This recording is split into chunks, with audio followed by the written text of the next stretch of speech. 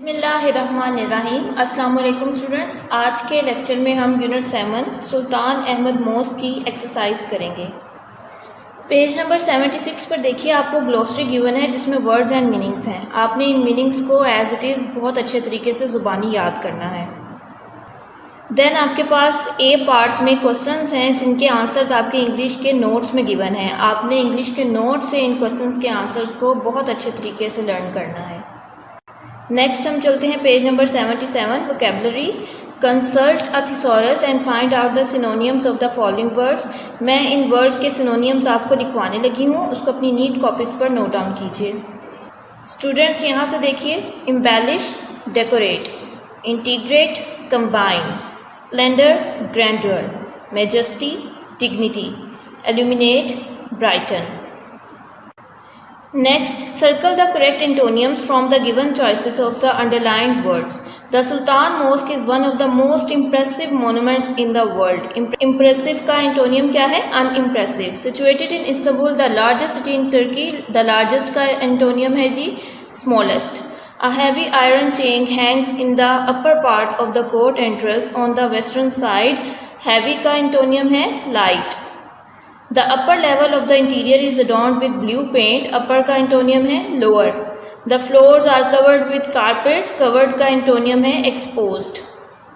Next आपका question है, use the following words in sentences. इन तमाम वर्ड्स के जो सेंटेंसेस हैं वो आपके इंग्लिश की नोट्स में ऑलरेडी बने हुए हैं, वहाँ से इसको अच्छी तरीके से याद कर लीजिएगा। नेक्स्ट क्वेश्चन देखिए, what do the following abbreviation stand for. अब ये आपको कुछ एब्रीवेशंस दी हुई हैं, आपने इन एब्रीवेशंस को खुद से सर्च करके अपनी नीट कॉपीज़ पर नोट डाउन करना है, और जब इंशाल्लाह आप स्कूल आएंगे तब मैं चेक करूँगी कि किस बच्चे ने ये सही जो इसकी पूरी फॉर्म है वो अपनी नीट कॉपी पर नोट डाउन की है। ये आपका होमवर्क है D part.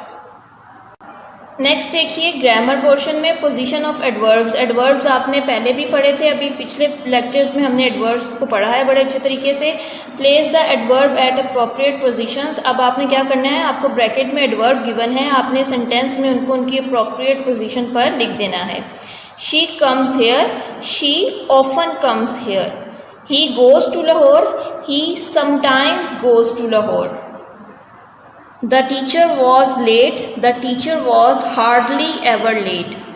We are tired by the end of the day, we are usually tired by the end of the day. I have posted a letter to them, I have just posted a letter to them. He did his work carefully, full stop से पहले आप carefully लगा देंगे। Next देखिए, degrees of comparison. जैसे कि adjectives में आप बेटे डिग्रीज ऑफ कंपैरिजन पढ़ते हैं, positive degree, comparative degree and superlative degree. यानी जब किसी एक चीज़ की आप क्वालिटी बताते हैं तो वो पॉजिटिव डिग्री होती है, फिर जब आप उस क्वालिटी को दो लोगों में कंपेयर करते हैं तो फिर वो कंपैरेटिव डिग्री है, और दो से ज़ायद आप चीज़ों को आपस में कंपेयर करते हैं या लोगों को कंपेयर करते हैं तो फिर वो सुपरलेटिव डिग्री होती है। ठीक है, इसी तरह एडवर्ब्स में भी ये डिग्रीज हैं। इसमें डिफरेंस क्या है कि जो आपकी फॉर्म ऑफ वर्ब गिवन होती है आपको पॉजिटिव डिग्री में, वो सेम वही रहती है। अब इसकी एग्जांपल देखते हैं। The mosque is so design that even when it is most crowded everyone in the mosque can hear and see the इमाम। मोस्ट क्राउडेड इसमें आपकी सुपरलेटिव डिग्री है। मोस्ट से आपको पता चला है कि ये सुपरलेटिव डिग्री है, और crowded form of verb use हुई है तो ये सुपरलेटिव डिग्री ऑफ एडवर्ब है।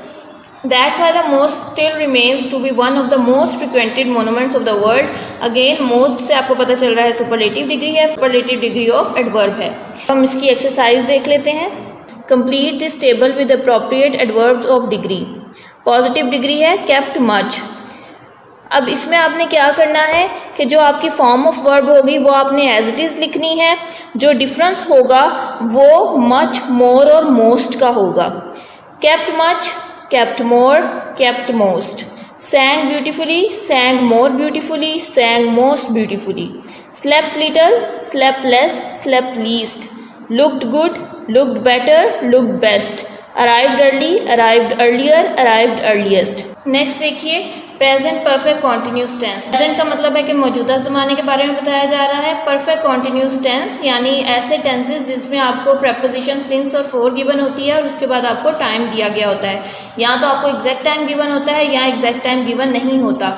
अगर आपको इसमें एग्जैक्ट टाइम गिवन होता है, जैसे वीकडेज के नेम्स हैं, ठीक है, मंडे से लेकर संडे तक, उसके अलावा आपके पास मंथ्स के नेम है जनवरी टू दिसंबर, देन आपके पास प्रॉपर ईयर मेंशन है 1962, 1976, इस तरह से ईयर प्रॉपर मेंशन है 2020, आपके पास प्रॉपर डेट गिवन है, प्रॉपर डे बताया गया है, ठीक है। या फिर इसके अलावा morning, noon, afternoon, evening, night, midnight, yesterday, today, Thursday या टुमारो, 3 o'clock, 8 AM, 9 PM, ठीक है। इस तरह का जब टाइम आपको गिवन है तो फिर ये एग्जैक्ट टाइम है आपका, आप सिंस यूज़ करेंगे।